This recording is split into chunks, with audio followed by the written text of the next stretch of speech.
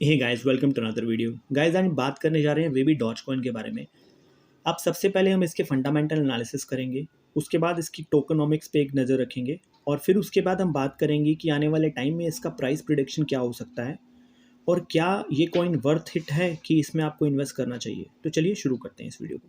अब शुरुआत करते हैं इसके फंडामेंटल एनालिसिस के लिए। तो सबसे पहले बेबी डॉज कॉइन अब 1 साल पुराना कॉइन हो चुका है। हालांकि इसकी शुरुआत एक मीम कॉइन की तरह हुई थी, जैसे कि हम बात कर सकते हैं शिबा इनू। बट अब जैसे शिबा इनू भी मेटावर्स वगैरह में आ चुका है, सिमिलरली बेबी डॉज कॉइन भी मेटावर्स की तरफ आ चुका है। इसके साथ साथ इसने अपना एक शिबा का एक स्वैप भी लॉन्च करा है। सिमिलरली आप कह सकते हैं जैसे हमारा पैनकेक का स्वैप है, तो बेबी डॉज कॉइन ने भी अपना एक बेबी स्वैप करके अपना स्वैप लॉन्च करा है। अब सबसे पहले बात करें ये किसकी ब्लॉकचेन पे काम करता है। सो ये बाइनेंस के नेटवर्क पे काम करता है, यानी कि बाइनेंस की ब्लॉकचेन पे काम करता है। वहीं शिबा की अगर बात करें तो ये इथेरियम की ब्लॉकचेन पे काम करता है, इथेरियम के नेटवर्क पे।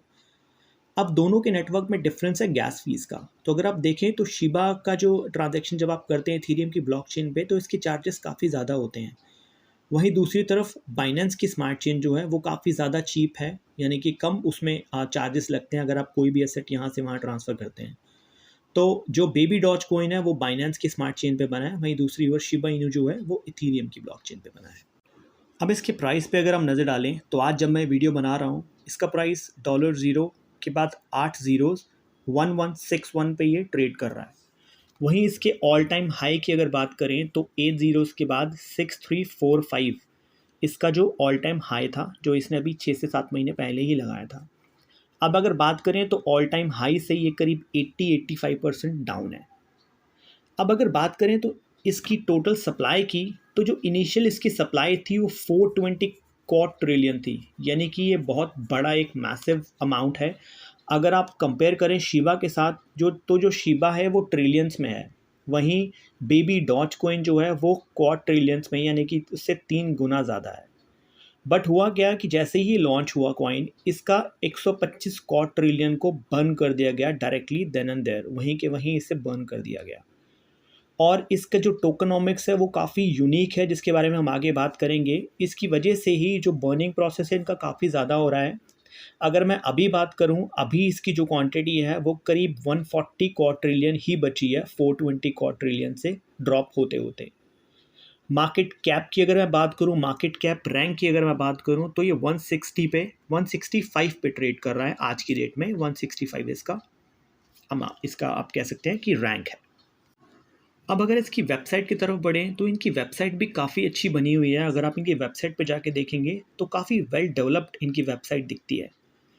इसके साथ साथ इनका डिसेंट्रलाइज एक्सचेंज, जिसके मैंने आपको अभी बताया कि बेबी डॉज स्वैप इनका आ रहा है, ये एक तरह से डिसेंट्रलाइज स्वैप है।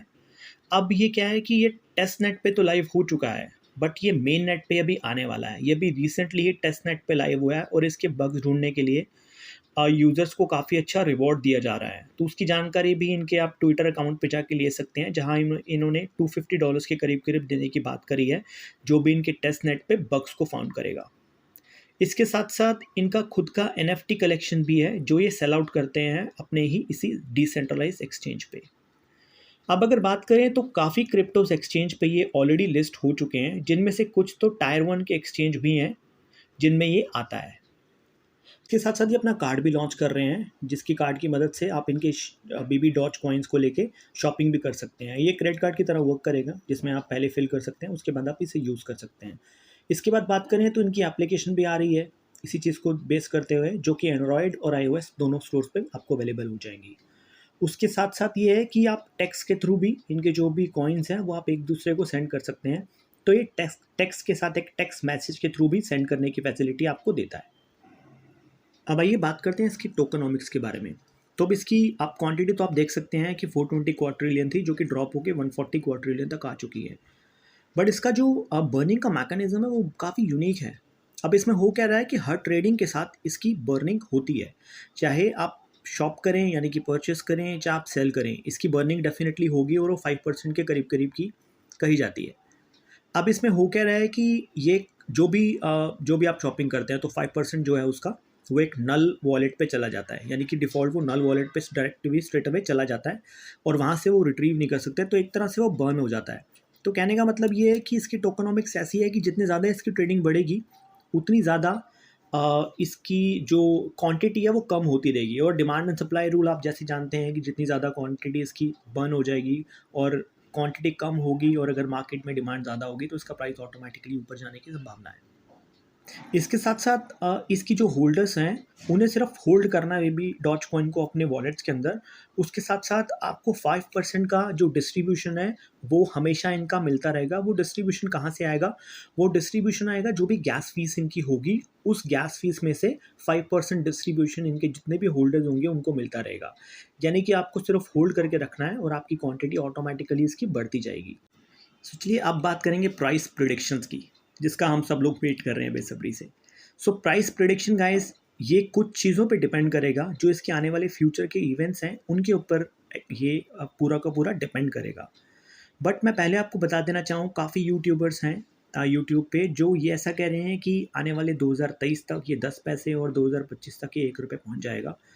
बट ऐसा मुझे लगता नहीं है क्योंकि ये रियलिस्टिक नहीं है। क्योंकि आप देखें 140 क्वाड्रिलियन की जैसी इसकी अभी क्वांटिटी पड़ी हुई है, ये बर्न करना बहुत टफ है।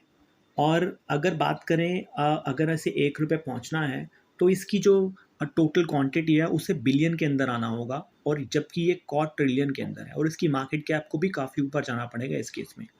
हालांकि जो इनका मैकेनिज्म है हम एक्सपेक्ट कर सकते हैं कि डेफिनेटली ये अप तो जाएगा, बट इतना नहीं जाएगा कि ये 2023 तक 10 पैसे दे दे आपको और 25 तक 1 रुपये तक पहुंच जाए। ऐसा पॉसिबल नहीं है।